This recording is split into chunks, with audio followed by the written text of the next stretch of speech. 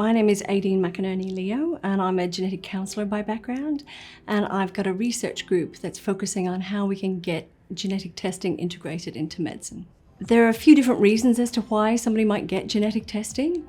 The first is if they've got symptoms that can't be explained by other means, and so they get genetic testing to see if they can figure out what the cause of their condition might be.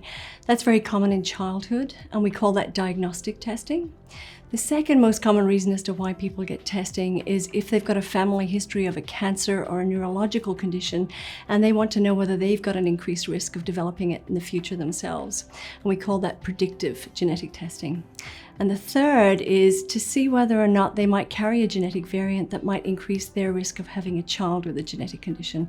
And we call that carrier testing. So genetic testing is usually specific to that individual and has a high degree of accuracy, whereas genetic screening is offered to an entire population of individuals. And what it returns is usually a risk of having a condition rather than a result that a person does or doesn't have a condition. So the newborn screening test is usually done by taking a sample of blood from the baby's heel shortly after it's born. And then scientists look for different levels of chemicals that are associated with 20 different conditions. It's slightly different depending on what state you live in as to the number of conditions. And then they give back a risk of having a particular condition that's usually followed up with what we call diagnostic testing after that. Currently, we do most newborn screening tests by looking at chemical changes in the blood of babies to detect risks for certain conditions. I think in the not so distant future, we're going to be doing most of those testing by DNA, by genetic testing, instead of those chemical screening. Very recently, in some states and territories in Australia, they've added 2 more tests. One is for a condition called SCID, or severe combined immune deficiency, and the other is called a spinal muscular atrophy, or SMA. What's different about these tests as compared to traditional newborn screening tests is they're done using DNA. So they're not done using chemical levels. So that kind of sets them apart. And the reason why they've been added is because there's effective treatments available for both of those conditions, and they're most effective if they're started as soon as possible. When it comes to a newborn screening test, parents are usually provided with printed information or a pamphlet, and then they'll have an opportunity to discuss that information with a nurse who can address their questions, etc., before they make the decision to consent to the test. There's a lot of support for newborn screening because there's very careful consideration about which tests or conditions are evaluated as part of newborn screening. So usually they're conditions that are treatable or preventable if they're picked up early. Most parents are pretty supportive. There's obviously specific circumstances where people might want to think a little bit further about that decision before they make it.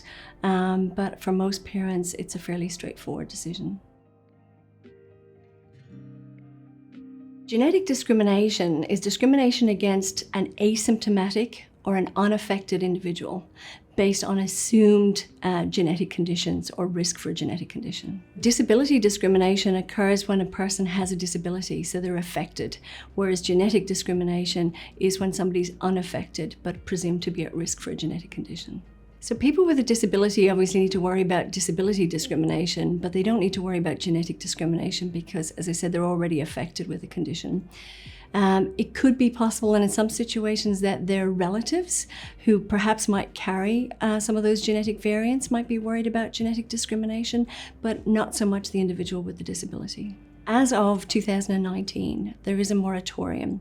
It was introduced by the Financial Services Council, and it prohibits insurance providers asking about genetic test results when policies are less than $500,000. However, when policies exceed $500,000, they can ask about genetic test results and take those into account when they're deciding about premiums, etc. Having a moratorium was a really important step forward for us because there was nothing in place before that.